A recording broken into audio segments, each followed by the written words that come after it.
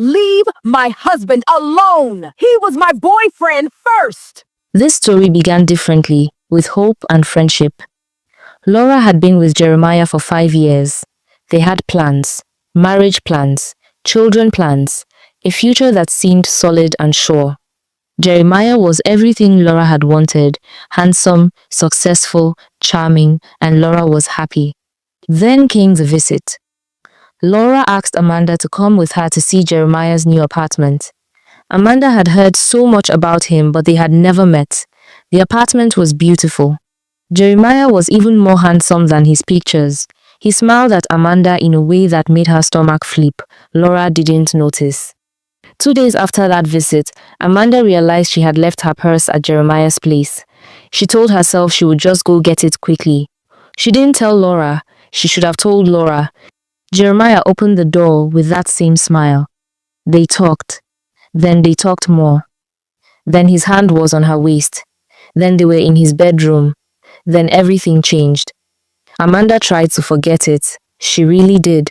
But Jeremiah kept calling, kept texting, kept showing up, and Amanda kept saying yes. She told herself it wasn't her fault. She told herself Laura would understand. She told herself many lies. When the pregnancy test showed 2 lines, Amanda's world stopped. She sat on her bathroom floor for an hour. Jeremiah's mother found out before Laura did. The old woman was overjoyed. Her first grandchild. She didn't care how it happened. She wanted a wedding immediately. Jeremiah agreed to marry Amanda, not because he loved her, because his mother insisted, because it was the right thing to do, because he was weak. Laura found out from Jeremiah himself. He called her crying, apologizing, saying it was a mistake, saying he still loved her.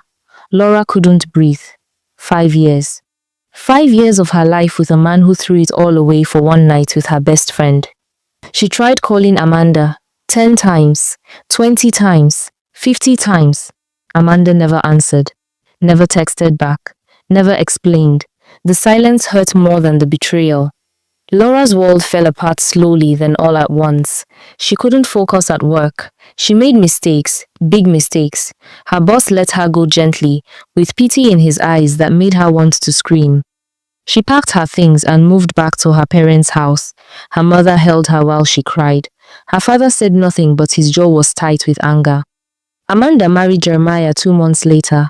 Small wedding, his mother beaming. Amanda wearing white like she deserved it. 6 months into Amanda's pregnancy, Laura's phone started buzzing again. It was Jeremiah. Always Jeremiah. The messages came late at night. I miss you. I made a mistake. She's not you. I still love you. Laura deleted them at first. Then she stopped deleting them. Then she started reading them. Then, one bored afternoon at her parents' house, she replied. She didn't forgive him. She didn't want him back. But she knew Jeremiah, knew his weaknesses, knew exactly what to say to make him crazy, so she said those things. She sent messages that were almost flirty, but not quite, almost promising, but not really. She kept him hanging, kept him hoping, kept him wanting. And Jeremiah, stupid and selfish, took the bait every time. He texted her constantly, called her when Amanda was asleep, told her he was miserable, told her the baby was a mistake, told her everything Amanda feared hearing. And because Jeremiah was a coward, he took his frustration out on his pregnant wife. He snapped at Amanda, called her names, told her she trapped him, told her she ruined his life, told her she would never be Laura. Amanda's pregnancy became lonely and painful.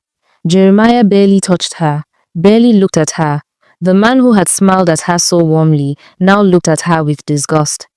Then Amanda found the messages. She saw Laura's name over and over in Jeremiah's phone, saw the way he begged, saw the way Laura played with him. And Amanda, desperate and heavily pregnant, finally called her old friend. Laura stared at Amanda's name on her screen for a long time before answering. They agreed to meet at Amanda's house when Jeremiah was at work.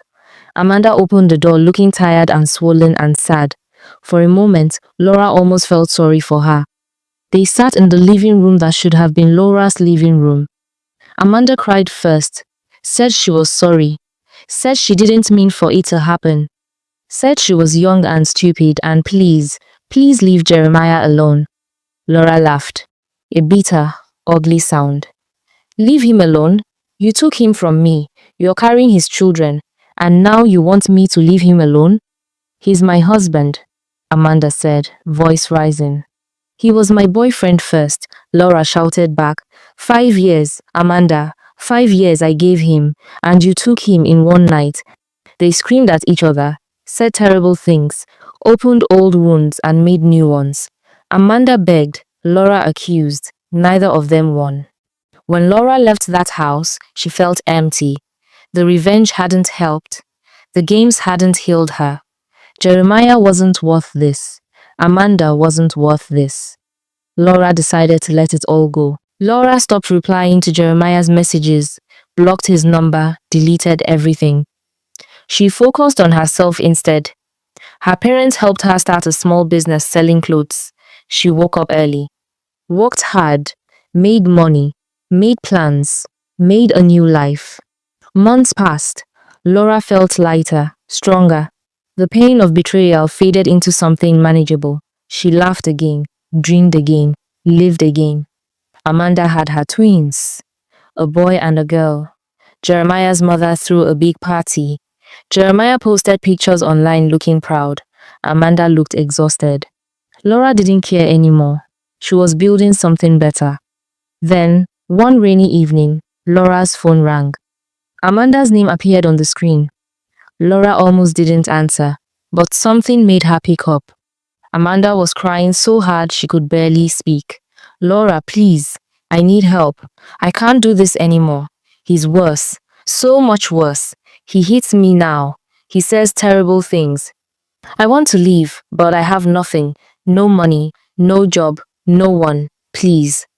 Laura should have felt satisfied, should have felt vindicated, should have enjoyed watching her betrayer suffer. But she didn't. She just felt tired. Where are you? Laura asked.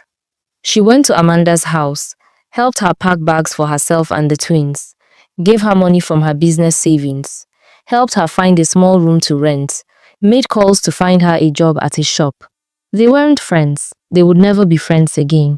But Laura helped anyway, because staying angry was exhausting, because those babies were innocent, because she was better than her worst impulses.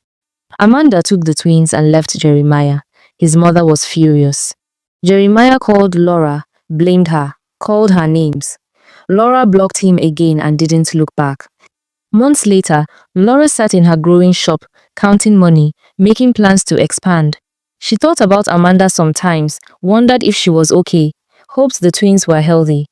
And sometimes, in her quietest moments, Laura felt something unexpected.